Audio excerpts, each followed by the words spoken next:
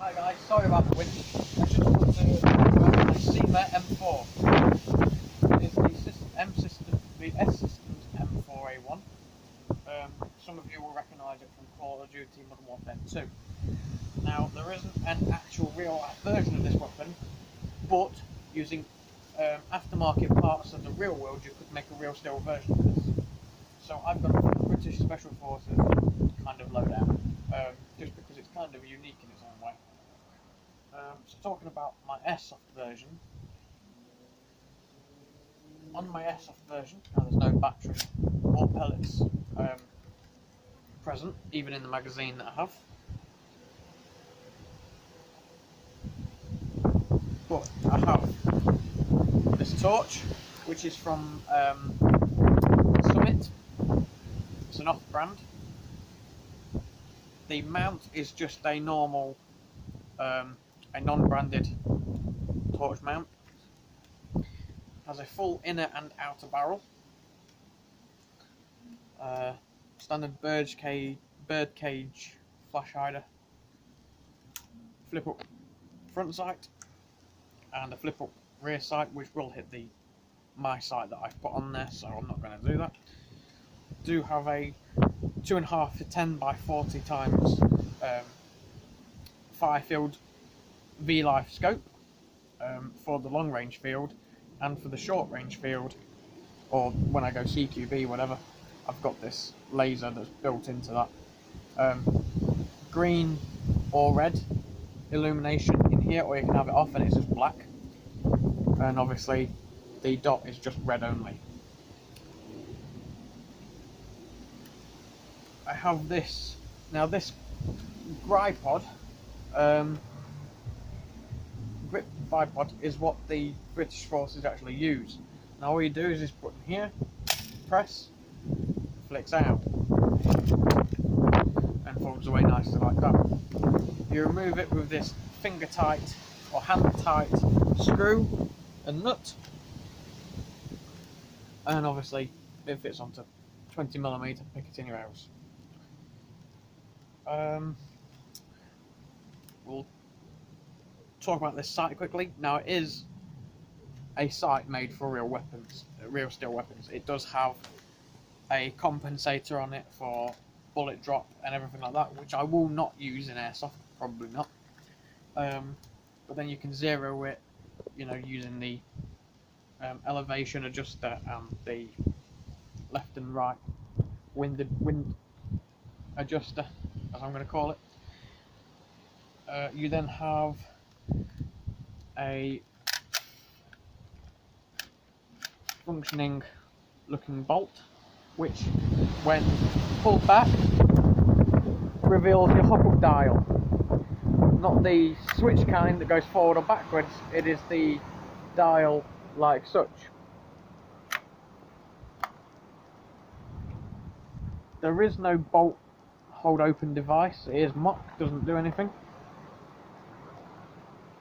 Obviously, as you can tell already, the working charging handle and the dust cover.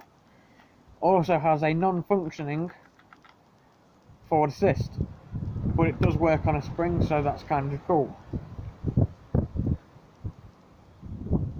The CYMA M4 uses standard Stanag magazines.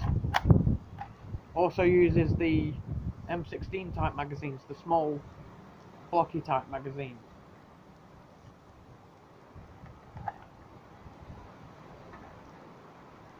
Moving to the rear, we have this tan crane ASGS stock, which is aftermarket. The stock that came with it was a standard M4 style stock in the same green as this, because unfortunately I don't have a UCARA and I didn't use my military ID to buy this at all.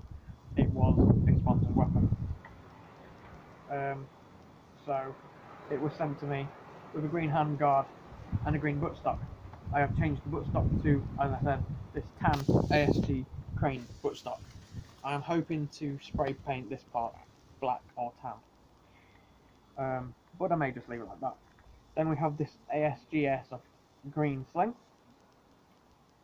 and I've got it mounted here because I find it easier using it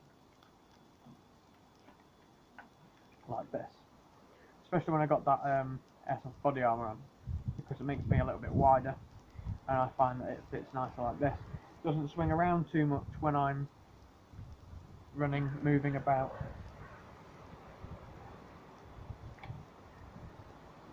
A non-ambidextrous safety. So safety is on the left side of the weapon only. And for any of you out there that are wondering how left-handed people, and I'm right-handed, so it's quite easy for us to use the safety catch. How do left-handed people do it? There are a couple of ways. There are moving your thumb, but then you don't have very good control of the weapon if you have to engage the enemy. Just going to give you a quick look down the sight here. It's black there.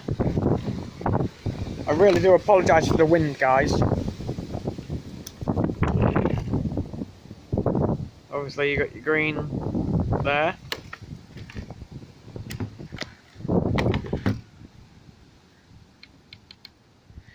We're going to go full brightness because of we're in daylight. And you've got the red one there.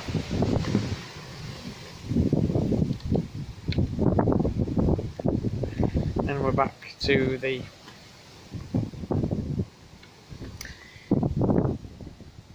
black one there. This push of this button here turns on the red light that you can see here. And now it's off. You then got this lens protector comes off this end, and obviously comes off the other end. It's held by these little bungee cord things here. You have your magnification here.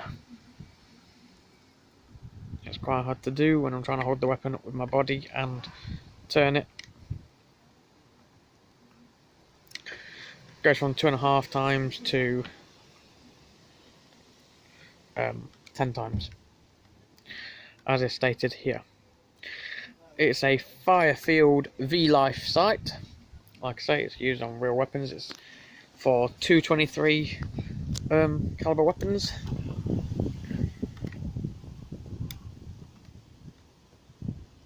I've got my 8-field sticker on there that came with my holster.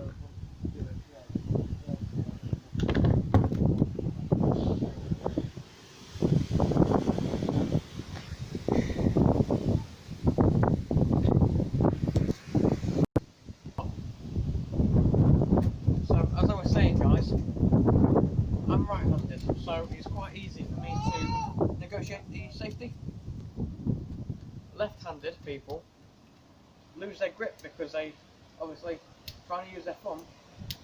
However, with a little bit of practice, you can perfect using your left finger, so you don't lose that grip of the pistol grip. I'll just quickly talk about how to fit the battery. So this screw here and this screw here, you undo both.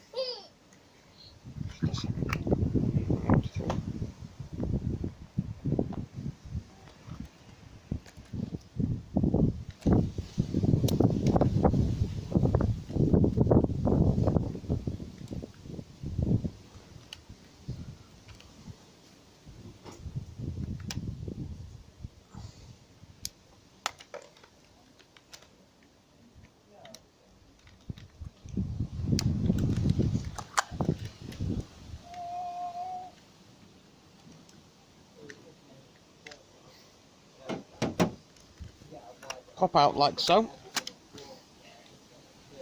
Move the bottom half of the pistol grip, handguard, and out pops your small Tamiya connector. In goes your Tamiya connector. Place your battery in here, which I'm not going to do because I don't have it handy.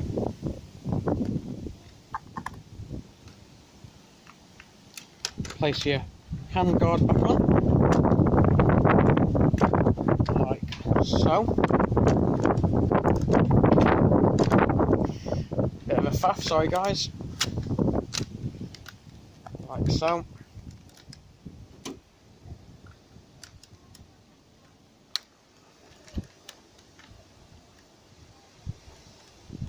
Screws back in place.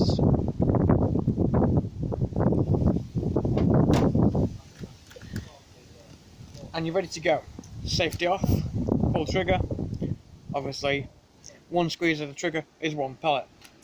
Switch it to automatic, from semi-automatic, sorry, and you go until your magazine's out or until you wind it back up. On this replica is a serial number, which I'm not sure is unique to this model, but it's on there.